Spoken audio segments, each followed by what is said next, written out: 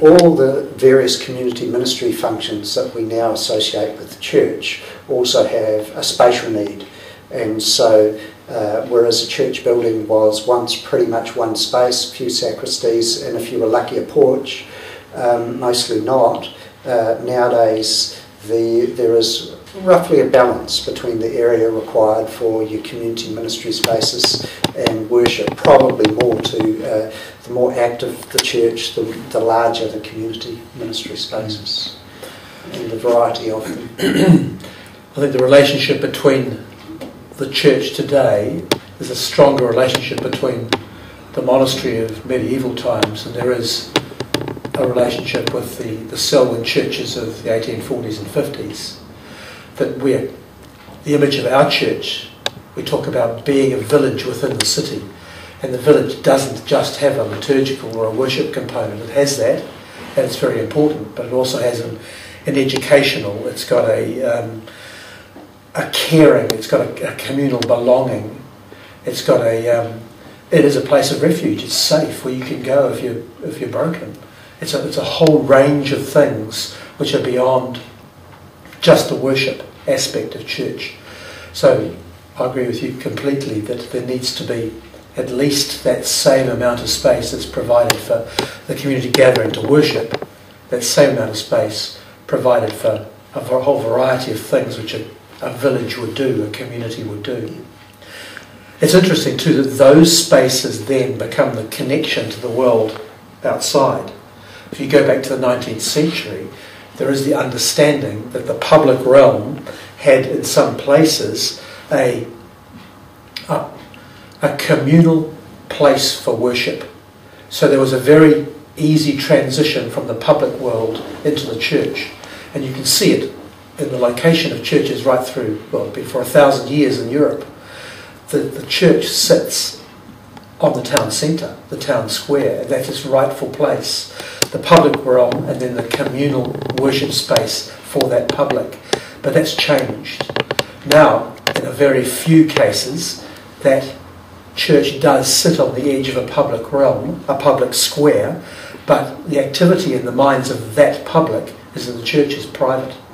I'm aware of churches that have, health centres and nursing programs, all sorts of community education, parenting, what we would previously have thought of as secular roles. So there's kind of sacred functions and the reflective, the contemplative functions, the worship functions, but also there's this active edge, this part where the church starts to interface with the wider community. This is the area of church that is still changing. But I would say for the church that hard edge that you described, that's what needs to be worked on if it's to be a model for the church. Absolutely. So there's an overlap between the public area and a public area within that community overlapping. Yeah. So people can actually go into that.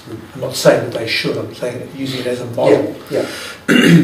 If that public area actually overlaps both the street, which belongs to everybody, and the core of not the core, but the entry into that community, and then links into those other communal spaces, that's the model for church, which I think we should be looking at. So it becomes more permeable. In urban design terms, there's this idea of the active edge, where interaction between activities, this threshold really occurs. Yeah. There's been tremendous loss in Christchurch, and Christchurch will never be the same. The churches here will never be the same. Lots that has lost will never be regained. And I wouldn't be so trite as to say that there's an opportunity here.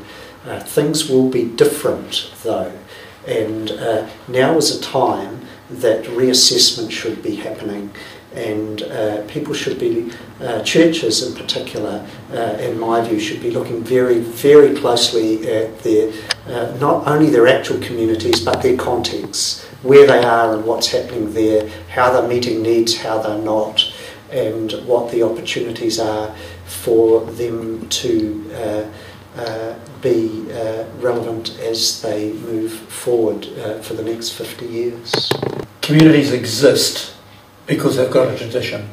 If there's no tradition, there's no community, because that's who defines you, how you define yourselves, and where you've come from. Your belonging comes from the past. But from the past can also be stifling of the life of your community if it's too dominant, because a community also has a future and a hope. So communities need to live in this tension. And in some ways, the disaster in Christchurch has shown the church community how it can actually be life for the city in new ways, as it has been through its pastoral care and through its relief work. It has been absolutely wonderful. Now that is hope for the future. It's also been disconnected a little bit from its traditions of the past, that actually tells that community, that actually tells that community who it is and what it's about. That can be a freeing thing, or it can be a loss as well. In some way, there needs to be a memory, a capture of who we are, without allowing what we were to prevent what we're becoming actually becoming.